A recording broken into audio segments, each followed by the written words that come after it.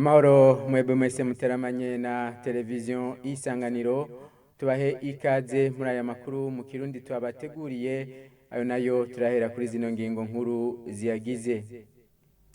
Bamwe mu bitabiriye ibirori byo guhimbaza umunsi mpuzamakungu wahariwe ubuziranenge basaba bifuje kumenya ubuhinga bukoreshwa mu gusuzuma ubuziranenge mu kigo BBN kijeje gusuzuma ubuziranenge bishura ko intambuko bitako zizwi.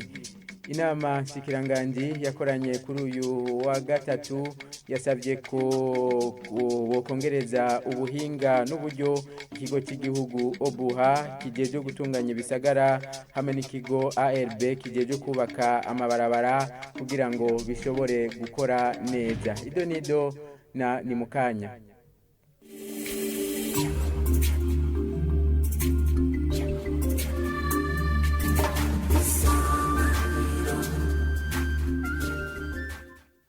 Tubaikaze mwidonido ryano makuru kumenya ubuhinga bukoreshwa n'ikigo BBN mu gusuzuma ubuziranenge bw'ibintu ni bimwe mu bibazo vyashikirijwe na bamwe mu bitavye ibirori byo guhimbaza umunsi mpuzamakungu wahariwe ubuziranenge. Severin Sindayikengera umuyobozi mukuru w'ikigo BBN kijeje gusuzuma ubuziranenge yamenyesheje ko intambuko bacako zizwi kandi ntahakana ko hari ibitagenda neza havuga ko bigiye gukosorwa. N'inkuru tubaza Lidi Gahimbari. Bamwe mu bitabiriye umunsi mpuzamakungu wahariwe ubuziranenge barashatse kumenya ubuhinga ikigo BBN gikoresha mu gusuzuma ubuziranenge ko hariho ibiteba kandi ibidandazwa biba biri ku masoko kandi bitararonka urupapuro. Mu gisata cacu turashika ku rubuga tukaraba ibidandazwa mu gihugu byose. Iyo tubajije ikibazo cyuko ibidandazwa byabo byanose urupapuro ko bikwije ibisabwa batwishura ko basavye ikigo BBN kuza kubipima ariko kwinyishu zatevye. Ariko muri uyo mwanya nyene ibidandazwa byabo biri ku masoko. Bega hoba hariho uburyo bunyaruka mukoresha mu gusuzuma ubuziranenge kugira ngo mumenye ko ibidandazwa ibi canke biriya bikwije ibisabwa. Ikindi cyabajijwe ni intambuko ikigo gijejwe gupima ubuziranenge BBN gisaba amahinguriro imbere yo gutanga urupapuro rw'ubuziranenge. Bega intambuko zisabwa n'ikigo kijejwe gusuzuma ubuziranenge BBN nizihe imbere yuko mutanga urupapuro rwemeza ko ikidandazwa iki canke kiriya gikwije ibisabwa kugira ngo gishobore kugurishwa kandi kibe kitonona amagara y'abantu kugira gishigwe ku isoko ibiki. Kuri ivyo bibazo byose umuyobozi mukuru w'ikigo kijejwe gukwirikirana ubuziranenge yanyesheje ko kugira ngo batange urupapuro kwihinguriro runaka kw'intambuko zizwi harimo no kwishikira kwihinguriro kuraba uko bakora. Kugira ngo dutange urupapuro rwerekana ko iki canke kiriya gikwije ibisabwa kuri ayo mahinguriro bisanzwe bizwi. Mu gihe ihinguriro rifise ivyo rishaka gusuzumisha rirahamagara ikigo kijejwe gukurikirana ubuziranenge kugira ngo gitware amashantiyo gupima hama tukagendera iryo hinguriro tugatanga n'impapuro tugatanga n'impanuro z'ivyo babibwirizwa gukurikizwa bijanye n'ubuhinga. Turavye ingorane ikigo gifise ntiduhakana ko hariho ibitagenda neza ariko turiteguriye guhindura byose. Ivyo dusaba amahinguriro abwirizwa kubikurikiza. Umuyobozi mukuru w'ikigo BBN yabandanije amenyesha ko mu gihinguriro bahaye urupapuro rw'ubuziranenge ariko bagasanga ntirikurikiza ivyo ryasabwe. Ikigo BBN kirafise uburenganzira bwo kwaka urupapuro iryo hinguriro. Turabandanya nano makuru. Inama shikiranganji yakoranye kuri uyu wa gatatu yasavye ko ikigo Obuha kijeje gutunganya ibisagara hamwe n'ikigo BARB kijejwe kubaka amabarabara vyoronswa uburyo n'ubuhinga kugira bikore neza. Ashikiriza ivyavuye muri iyo nama, Prosper Ntahogwamiye umunyamabanga mukuru wa leta yamenyesheje ko ukutagira urwego rujejwe gusuzuma ubuziranenge bw'inyubako bituma ivyo bigo bidakora neza vyisunze ibikurikizwa muri ako karere.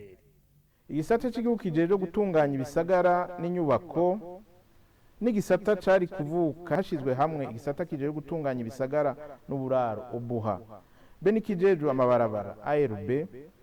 Umwitwarariko mu gushaka gushira hamwe ivyo bisata bibiri kwari kugira ngo vyuzuzanye mu bikorwa, ariko kubera atagwego ruhari rujeje gukurikirana no gusuzuma ubuziranenge bw'inyubako mu Burundi, ivyo bisata bisanzwe bihari canke icovuka ntivyokora vyisunga ibikurikizwa mu bindi bihugu cane cane ivyo muri aka karere.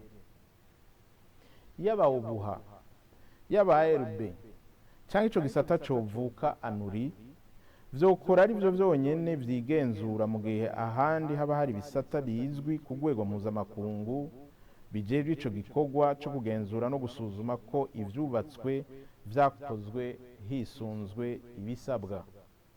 Gushira hamwe rero ibisata obuha na ARB vyohava bituma atana kimwe muri ivyo gisubira kuboneka haba mu karere canke mu bafashanya n'u Burundi.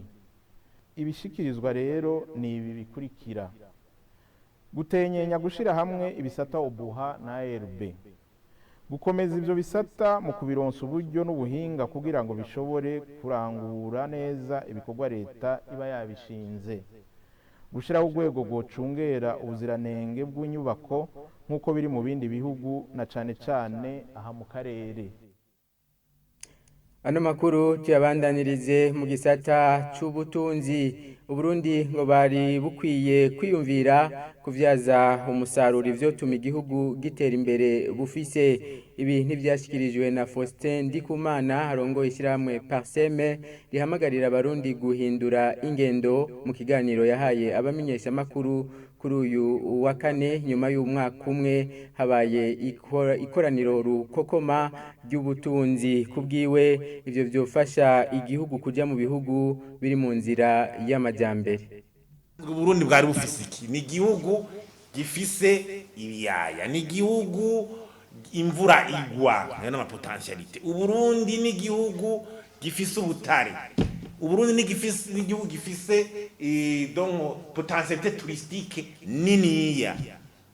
Uburundi ni igihugu uravye aho kiri ouest ya Tanzania na est du Congo kishobora kuba plaque tournante kuri bihugu inkuze. Ivyo ni ibintu tumaze kwerekana. Igihugu Burundi gishobora potentialité d'exportation. Dushobora gushorera amafi hanze, dushobora gushorera ivy'ikiyaga ca Tanganyika, dushobora gushora iyo kawa, dushobora gushora ubwo butare, dushobora gushora ivyamwa vyiza biryoshe. Donc potentiel d'exportation yahari. Ivyo rero nivyo byose turiko turavuga. Biraha iyo potentiel yahari. Kuvuga ati Burundi turabwize capitale touristique Bujumbura de la sous-région.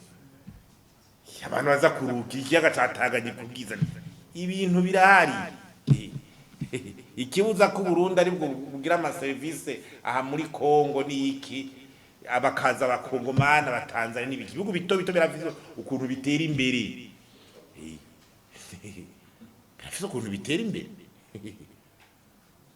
Imba no potentiel bitarari.